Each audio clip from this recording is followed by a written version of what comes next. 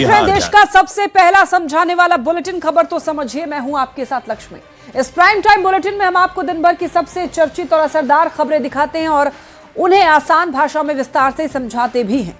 तो आइए सबसे पहले नजर डालते हैं आज की 4 बड़ी खबरों पर। पहले शॉर्ट में देखते हैं, उसके बाद आपको एक एक करके डिटेल में पूरी कहानी समझाएंगे। तो देखिए, सबसे पहले बात होगी सैलरी और पेंशन पर आरटीआई वाले खुलासे की। आखिर ये क्या खुलासा हुआ है, इस पर हम लोग आगे बात करने वाले हैं। और फिर हम लोग बात करेंगे राहुल के चैलेंज पर।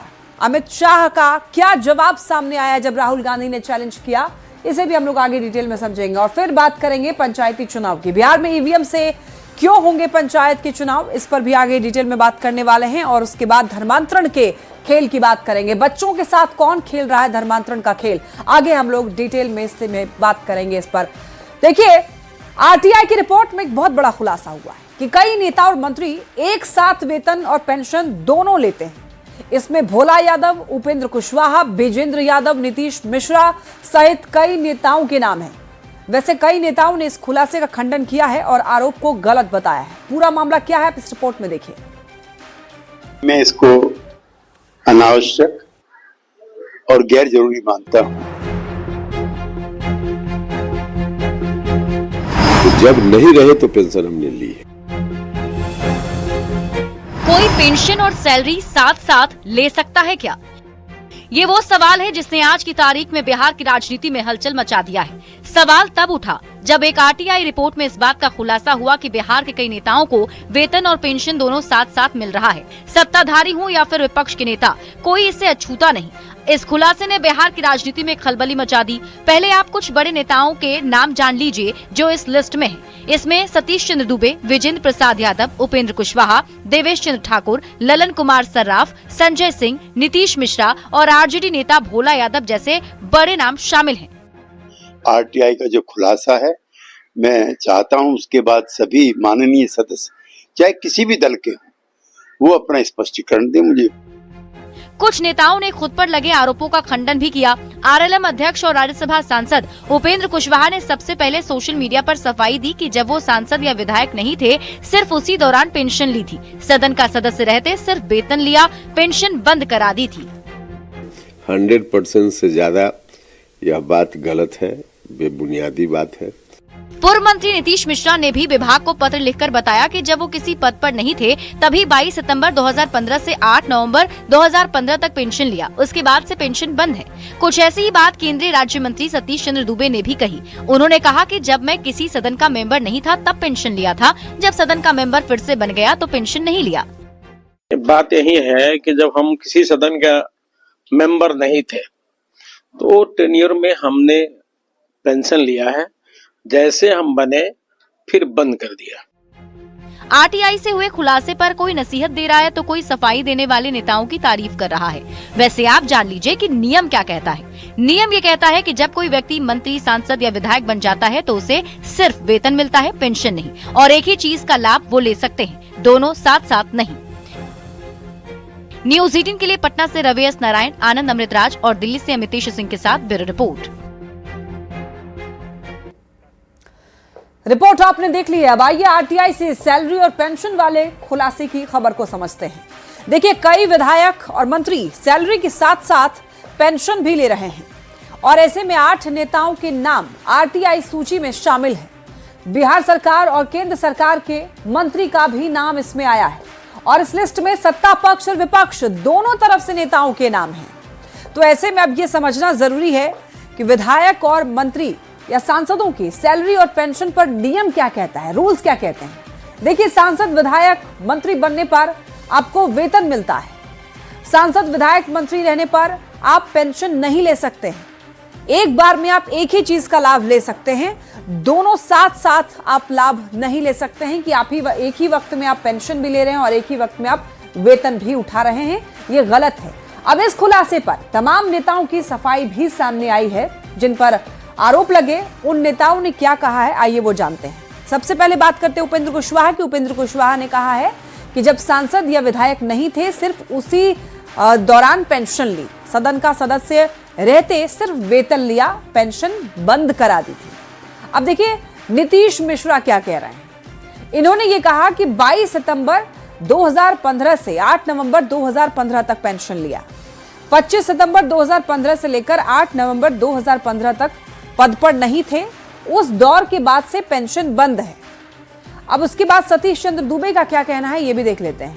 अब ये कह रहे हैं कि जब मैं किसी सदन का मेंबर नहीं था उस वक्त पेंशन लिया, जब सदन का मेंबर फिर से बन गया तो पेंशन नहीं लिया। यानी कि आरोपों को ये लोग सिरे से नकार रहे हैं। इनका कहना है कि वो गलत बताया जा रहा है। चलिए बात करते हैं संसद के शीतकालीन सत्र की, जहां आज चुनाव सुधार पर हुई चर्चा ने माहौल गर्मा दिया। लोकसभा में विपक्ष ने कई सवाल उठाए जिनका गृह मंत्री अमित शाह ने विस्तार से जवाब दिया, लेकिन बहस के बीच हंगामा भी हुआ और यह मामला इतना बढ़ा कि विपक्षी सदस्यों ने वॉकआउट कर दिया। आखिर क्या क्या हुआ सदन के भीतर, इस रिपोर्ट में देखिए। Amit Shah ji, I challenge you to have a debate on the three press conferences.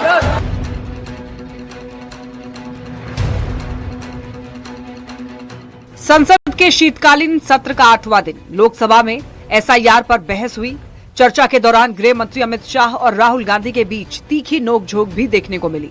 मेरे यहाँ बोलने का क्रम मैं तय करूंगा, इस तरह से नहीं चलेगी संसद। राहुल गांधी ने अमित शाह को फ्री प्रेस कॉन्फ्रेंस में डिबेट की चुनौती दी, जिस पर अमित शाह ने कहा कि आपकी मुंसिफगिरी से सदन नहीं चलेगा, मेरे भाषण का क्रम कोई और तय नहीं करेगा। आपकी मुंसफी से संसद नहीं चलेगी, मेरे यहाँ बोलने का क्रम मैं तय करूंगा, इस तरह से नहीं चलेगी संसद। अमित शाह ने राहुल गांधी सहित विपक्ष के एक एक आरोपों का जवाब दिया। अमित शाह ने बताया कि कैसे बिहार चुनाव के कुछ मतदाताओं के मतदान पहचान पत्र में गलती को मुद्दा बनाकर राहुल गांधी ने माहौल बनाने की कोशिश की, लेकिन जिसके उदाहरण दिए खुद उन लोगों ने इनकी पोल खोल दी। सच था कि इसमें उम्र 124 बार छपी थी। बाद में मिंता देवी जी ने खुद बताया कि उन्होंने ऑनलाइन आवेदन किया था और वो ऑनलाइन आवेदन करने में गलती हो गई, इसके कारण उम्र 124 बार साल छपी थी। अब इसके आधार पर मतदाता सूची पर प्रश्न कर दिए। सुबोध कुमार नवादा प्रेस कॉन्फ्रेंस में कहा गया कि एक राजनीतिक दल के बीएलए है, इनका नाम कभी आया ही नहीं, वो भी सच नहीं निकला। रंजू देवी रोहतास, उनको कहा कि एक कार्यकर्ता, उन्होंने बाद में रंजू देवी जी ने स्टेटमेंट दिया, जबरन बुलाकर उनकी वोटर लिस्ट से नाम काट लिया गया। चुनाव सुधार पर चर्चा का जवाब देते हुए अमित शाह ने कहा कि विपक्ष की डिमांड है कि मतदाता सूची ठीक हो, यही काम तो चुनाव आयोग कर रहा है। अमित शाह ने कहा कि ये गलत है कि देश के अंदर चुनाव ना जीते तो चुनाव आयोग को बदनाम करें।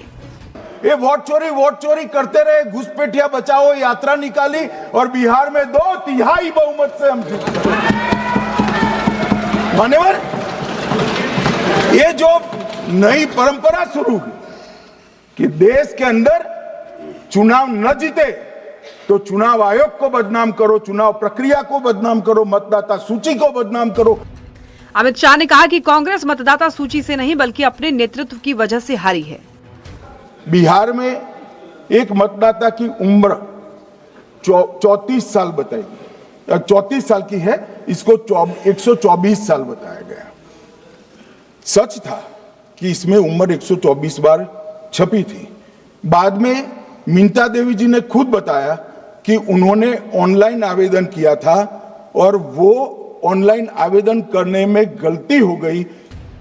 संसद के शीतकालीन सत्र की शुरुआत से ही विपक्ष एसआईआर और वोट चोरी पर चर्चा की मांग कर रहा है, लेकिन जब चर्चा शुरू हुई और अमित शाह ने एक एक सवाल का जवाब देना शुरू किया तो विपक्ष वॉकआउट कर गया। Bureau report, news 18। देखिए, एसआईआर पर संसद में आर पार जैसी स्थिति रही। केंद्रीय गृह मंत्री अमित शाह चुनाव सुधार पर विपक्षी सदस्यों द्वारा उठाए गए सवालों का विस्तार से जवाब दिया। अमित शाह और राहुल गांधी में तीखी बहस भी हो गई। और देखिए, लोकसभा में चुनाव सुधारों पर चर्चा के दौरान राहुल गांधी ने केंद्र सरकार से कई सवाल किए। उन्होंने पूछा कि चुनाव आयुक्तों की नियुक्ति समिति से सीजीआई को क्यों हटाया गया। इस पर अमित शाह ने राहुल गांधी की झूठ को एक्सपोज करते हुए ये पूछा कि राहुल गांधी बताएं कि कांग्रेस सरकार के दौरान कब और किस चुनाव आयुक्त की नियुक्ति सीजेआई और नेता प्रतिपक्ष वाली कमेटी के द्वारा किया गया है। 2005 में सोनिया गांधी ने नवीन चावला को चुनाव आयुक्त क्यों नियुक्त किया था? सोनिया गांधी के पास क्या अधिकार थे? यह अमित शाह ने पूछ दिया। और इतना ही नहीं, राहुल गांधी ने आरोप लगाया कि वोट चोरी कर चुनाव जीत रही है बीजेपी। इस पर बहस के दौरान गृह मंत्री अमित शाह ने इतिहास की वो फाइलें खोल दी जिनसे कांग्रेस असहज हो गई। नेहरू के प्रधानमंत्री बनने को देश की पहली वोट चोरी बताने से लेकर सोनिया गांधी की नागरिकता और इंदिरा गांधी की इम्यूनिटी तक शाह ने गांधी परिवार की 3 पीढ़ियों को कटघरे में खड़ा कर दिया। अमित शाह ने कहा, नेहरू का पीएम होना पहली वोट चोरी थी। आजादी के बाद देश का प्रधानमंत्री तय होना था। उस समय 28 वोट सरदार पटेल जी को मिले और 2 वोट जवाहरलाल नेहरू जी को मिले। शाह का इशारा आजादी के बाद कांग्रेस कार्य समिति की उस बैठक की ओर था जिसमें कथित तौर पर सरदार पटेल को बहुमत मिलने के बावजूद पंडित नेहरू को प्रधानमंत्री बनाया गया था। अब देखिए, राहुल गांधी ने यह भी सवाल उठाया था कि चुनाव के 45 दिन बाद सीसीटीवी फुटेज क्यों डिलीट किए। तो अमित शाह ने जवाब में कहा कि जनप्रतिनिधि कानून 1991 में यह साफ लिखा है कि चुनाव नतीजों को 45 दिन के बाद चुनौती नहीं दी जा सकती है। हालांकि तब सीसीटीवी फुटेज नहीं होते थे। बाद में आयोग ने सर्कुलर जारी करके इसमें सीसीटीवी फुटेज भी जोड़ दिया। जब 45 दिन में कोई आपत्ति नहीं आई तो चुनाव आयोग इसे बाद के लिए क्यों सुरक्षित रखे? सीसीटीवी रिकॉर्डिंग संवैधानिक दस्तावेज नहीं है। अब देखिए, राहुल गांधी ने यह भी सवाल पूछा कि दिसंबर 2023 में कानून बदला कि चुनाव आयुक्त को दंडित नहीं किया जा सकता। इस पर अमित शाह ने जवाब दिया और बताया कि ऐसा नहीं है। जनप्रतिनिधित्व अधिनियम 1951 से ज्यादा उन्हें कोई इम्यूनिटी नहीं दी गई है। 2023 के कानून में भी प्रावधान पहले वाला ही है। मुख्य चुनाव आयुक्त के खिलाफ कोई केस नहीं कर सकता है। अब देखिए, विपक्ष के सवाल, चुनाव आयोग को एसआईआर का अधिकार नहीं है। अमित शाह ने जवाब दिया और जवाब के तौर पर यह कहा कि अधिकार चुनाव आयोग के अनुच्छेद 327 में है। अनुच्छेद 326 में मतदाता की पात्रता तय की गई है। अनुच्छेद 324 में चुनाव आयोग को विशेष अधिकार है और चुनाव के लिए चुनाव आयोग जिम्मेदार है। अब देखिए, इन बहस के बाद सवाल ये उठता है कि क्या देश में पहली बार एसआईआर हो रहा है? तो जवाब में आपको बता दें कि नहीं, कई बार एसआईआर हो चुका है। और अब तक कितने बार एसआईआर हुए हैं? तो इसके जवाब में आपको बता दें कि 10 बार अब तक एसआईआर हुए हैं।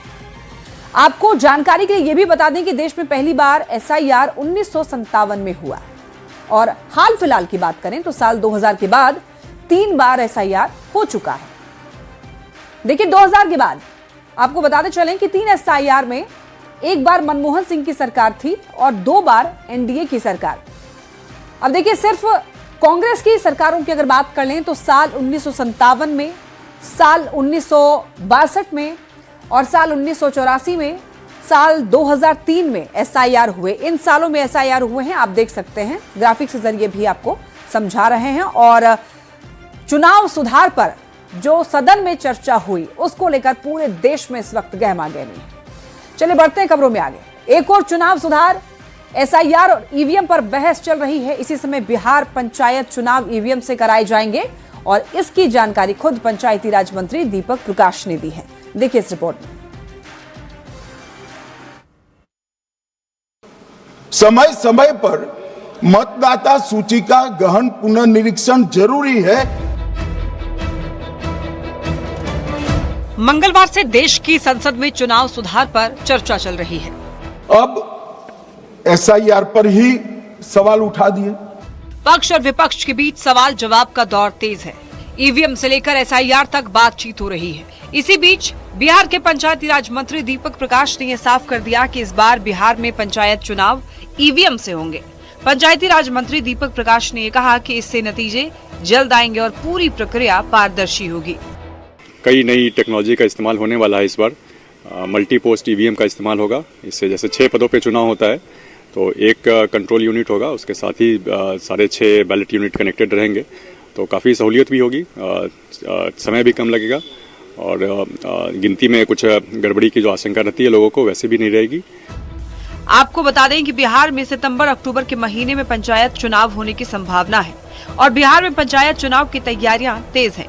ईवीएम से पंचायत चुनाव की बात से पंचायत प्रतिनिधि भी काफी उत्साहित हैं। न्यूज 18 के लिए पटना से आनंद अमृतराज के साथ ब्यूरो रिपोर्ट। देखिए, बिहार में पहली बार ईवीएम से पंचायत चुनाव कराया जाएगा और आपको बताते चलें, वोटिंग के लिए मल्टी पोस्ट ईवीएम का इस्तेमाल होगा। और आइए अब समझते हैं पोस्ट ईवीएम को। इसमें कंट्रोल यूनिट एक, लेकिन 6 अलग अलग बैलेट यूनिट होंगे, यानी कि 6 पदों के लिए वोटिंग हो सकती है।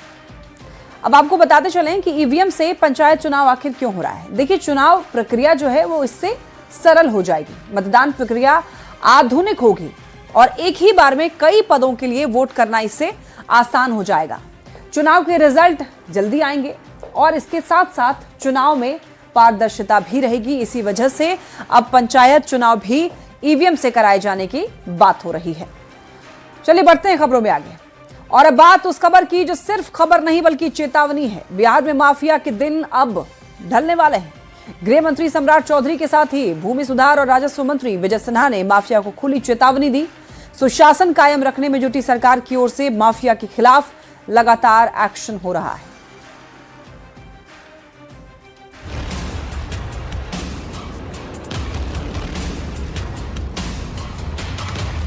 बिहार में माफिया की अब खैर नहीं।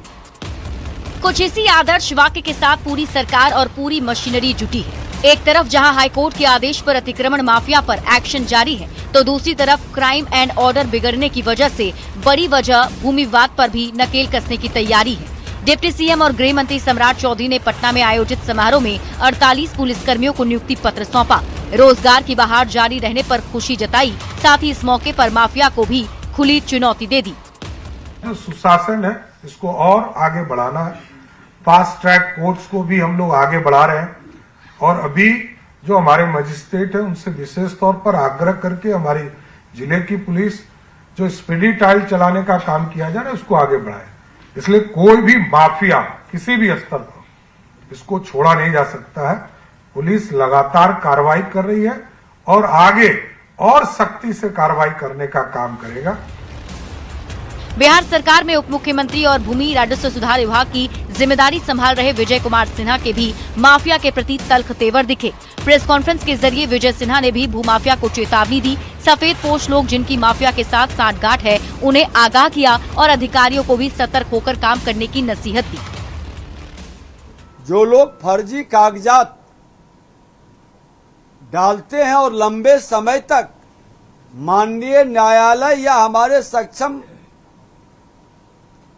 जो पदाधिकारी के अदालत के अंदर सुनवाई होती है उसका समय बर्बाद करते हैं, ऐसे लोगों पर कड़ी कार्रवाई सुनिश्चित हम लोग करेंगे।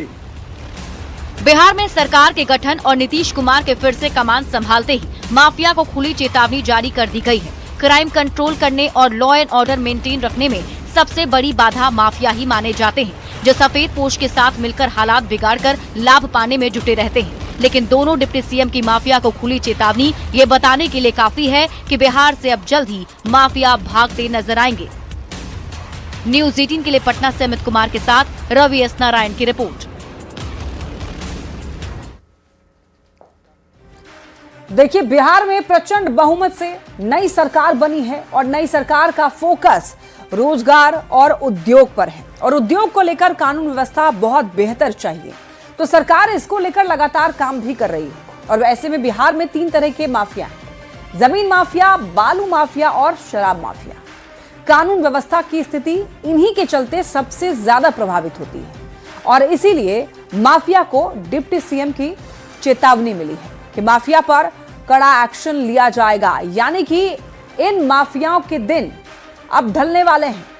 चूंकि बिहार के डिप्टी सीएम ने यह फैसला ले लिया है कि कड़ी कार्रवाई होगी और इस बार उद्योग पर खास तौर पर सरकार का फोकस है।